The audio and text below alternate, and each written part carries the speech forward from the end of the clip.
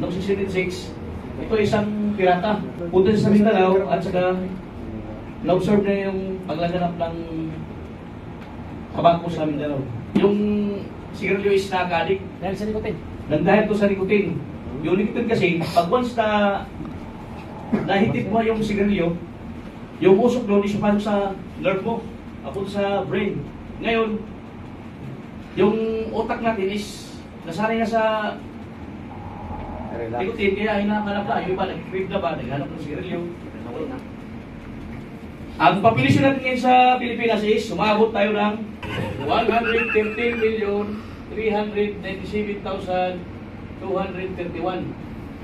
Ayun, as of February 14, Madagdagan na yun. 2023. Ang namatay sa kada araw is 231. Ako, delikado yung nigarilyo nito. Everyday ko ha, everyday. Ang nigarilyo ng ang Pilipino na nigarilyo sa atin is pabot siya ng 17 million 0.3 na lang, 0.3. Ito yung namatay na nigarilyo. So, i-minus mo yan. Down.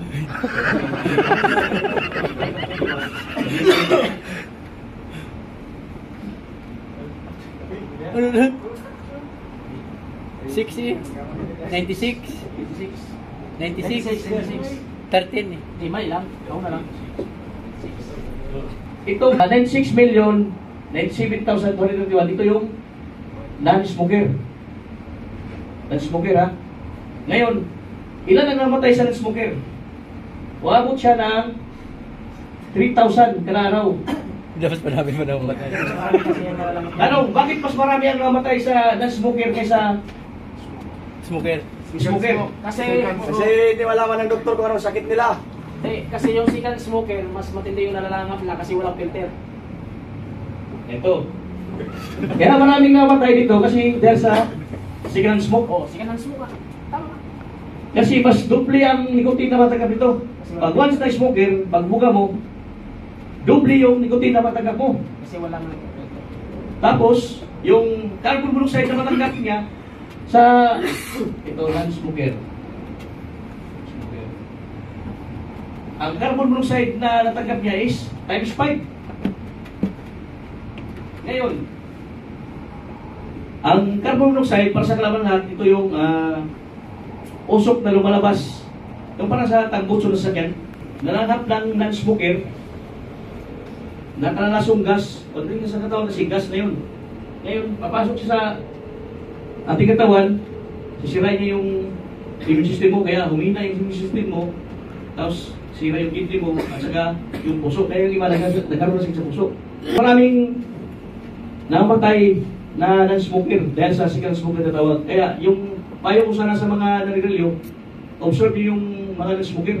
Bago kayo magbuga, tingin mo kaliwa kanan kung meron kayong nasagasaan kasi yung vision yun, maraming na perwisyo. Ito yung chemical substance ng sigarilyo. Ang nicotine is, ito yung ginagamit sa paggawa ng insecticide. Ito yung tar, ito yung ginamit din sa paggawa ng asfalto, hinalo doon. Formalin, yung namatay. Oh. Yun din yun, isang substance ng sigarilyo yan. Carbon monoxide, ito yung usok sa sakyan.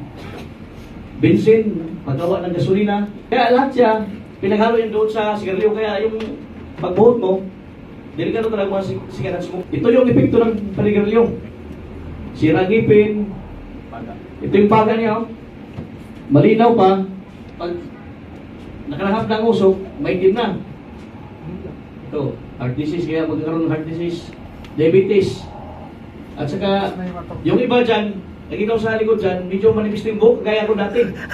Kaya, yan talaga yung isang dahilan ng pagkanipis ng buhok. Yung panigarilyo. Asa hindi lang yan. Hindi lang din. Pagkatry ng balat, madaling pagkatanda. Pansin nyo si Martin Indres. Naligaw yan.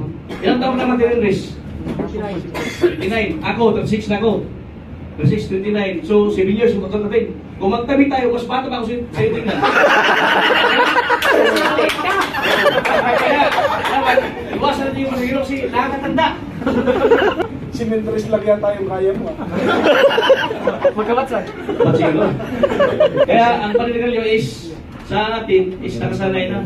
Yung iba kasi akala nila pampawalan ng stress. Kaya yung iba ginagawa na lang habang nagkakape, naninigarilyo, nag-cellphone, laptop, naninigarilyo. Kasi akala nila libangan. Kasi yung pala hindi nila alam na yung sigarilyo pala is siya yung unang dahil para mag-stress ang tao. How to quit? Una-una, napakahirap talaga bitawan yung bisyo na to. Kasi yung dahil sa yung katawan mo is na-addict na sa nicotine. Isa rin ako sa inyo, naligarilyo rin ako dati. Nag-start ako sa paninigarilyo is 8 years old pa ako. 2 years old. Ganito ako, naligarilyo na ako. Ngayon, dahil sa nagkasakit ako, hanggang nag-uwi ko ako is 2010. Hindi ko na ako dyan. Hindi, nagkasakit ako ba? Yung bagat ko may butas ito eh. Yung payo ko sa iba, hindi mahirap yung pagbitiw ng paninigarilyo kung gusto mo talaga. Dapat meron kang timeline. Kung kailan ka mag-hito. Pangalawa, sabihan na rin yung pamilya natin na hito na tayo. Family, friends, kaibigan. Kasi pag hindi natin yan nasabihan, yayain ka, buga-bugahan ka, sumali ka na naman. Tapos makapahingi ka. Kung hindi ka, kung sabihin mo sila, hindi ka pwede makahingi kasi bawalan ka na.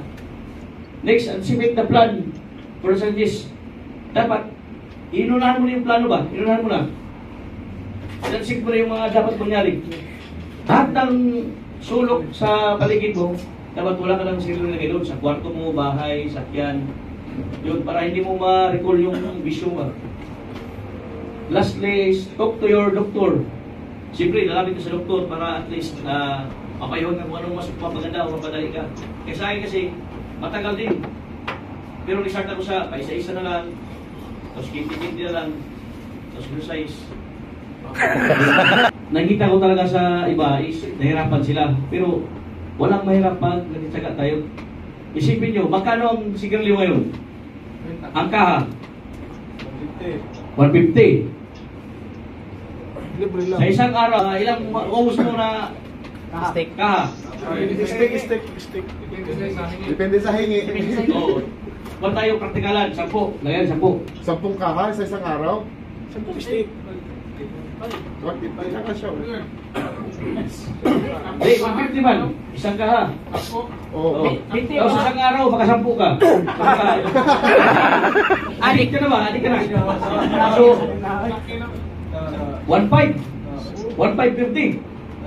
Ngayon, 1.5 per day. Times mo sa isang taon. 365. Ilan ba? 5, 7. 30. 6, 9. Something ah. 1, 3, 4. Marami cellphone dito. Mano-mano lagi para mas maganda mano-mano. 14, gini 1. Ako yung gigising ko. Sa isang taon, meron kang 507,500. Yan 500,400. Kung ibahay mo yan, napagandang bahay na yan. Tandaan yung mga kapatid. Isipin natin na may pamilya tayo. At saka may mga anak tayo. Kung magkasakit kayo, mamatay kayo, hindi na hingi. Mabalo si Mrs. Tapos, ayahay si kumpare. Kaya ito, mag-invest kayo. Invest na sigarilyo kayo. Hingin lang. Ibigay, ikaw na ito. Iikot na lang. Mangingi na lang kami. Magkabahay pa kayo. Maganda. Dahil sa akin, yung bahay ko, hindi siya mayabang. 3rd floor lang naman. Nagdahil sa sigarilyo.